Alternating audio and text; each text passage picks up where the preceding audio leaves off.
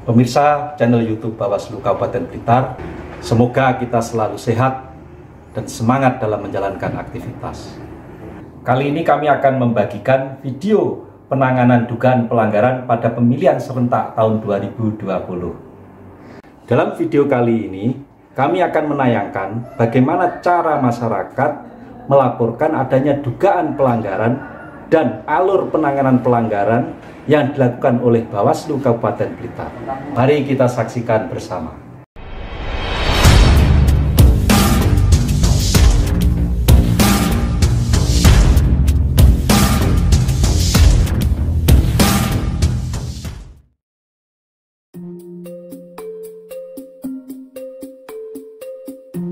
Assalamualaikum warahmatullahi wabarakatuh, sahabat Bawaslu sebangsa dan setanah air. Pada video ini saya akan membagikan bagaimana kalau masyarakat mendapatkan pelanggaran serta apa yang harus dilakukan oleh masyarakat. Dan bagaimana cara masyarakat melaporkan serta bagaimana proses Bawaslu dalam menangani pelanggaran dalam rangka pemilihan Bupati dan Wakil Bupati di Blitar pada tahun 2020.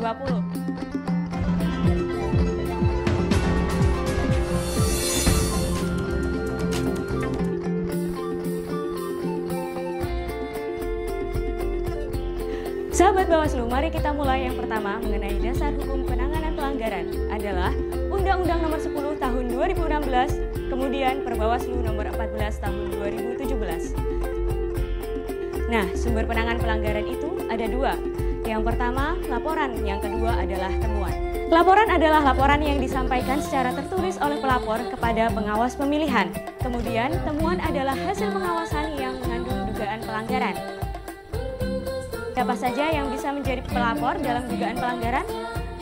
Yang pertama adalah warga negara Indonesia yang memiliki hak pilih di daerah pemilihan setempat. Contohnya, jika Pilkada Kabupaten Blitar, maka warga negara Indonesia yang memiliki KTP di Kabupaten Blitar yang bisa menjadi pelapor. Kemudian yang kedua, pemantau pemilihan yang terakreditasi di KPU. Dan yang ketiga adalah peserta pemilihan, yaitu pasangan calon atau diwakilkan kepada tim kampanyenya dengan surat kuasa.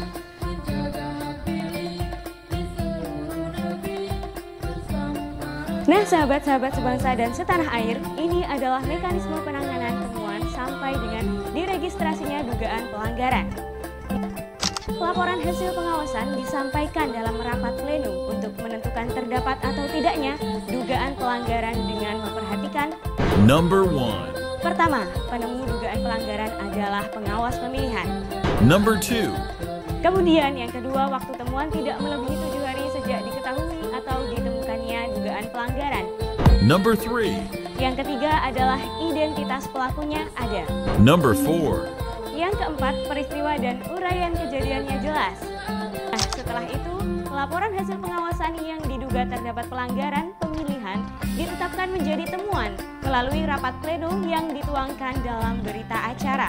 Dan terhadap temuan yang dituangkan dalam formulir model A.2 yang ada dalam laporan Perbawaslu nomor 14 tahun 2017. Setelah itu, baru petugas melakukan pencatatan temuan dalam buku register. Nah, selanjutnya, sahabat Bawaslu, bagaimana jika masyarakat mengetahui adanya dugaan pelanggaran pemilihan? Tentu masyarakat tersebut harus menyampaikan laporannya kepada Bawaslu dengan memperhatikan hal-hal sebagai berikut. Number 1. Yang pertama, identitas pelapor dan pihak terlapor.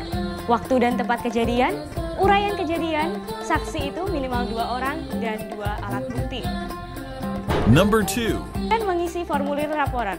Kemudian menyerahkan fotokopi identitas pelapor.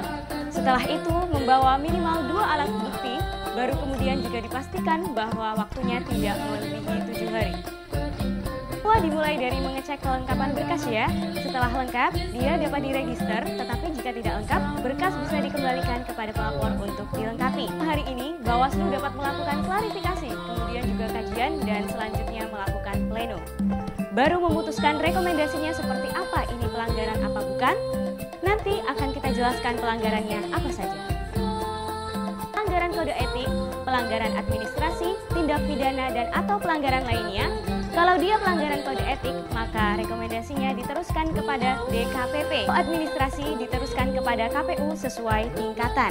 Kalau tindak pidana ini adalah alur khusus melalui sentra penegakan hukum terpadu, kemudian jika pelanggaran hukum lainnya contohnya netralitas ASN, maka akan direkomendasikan kepada KASN.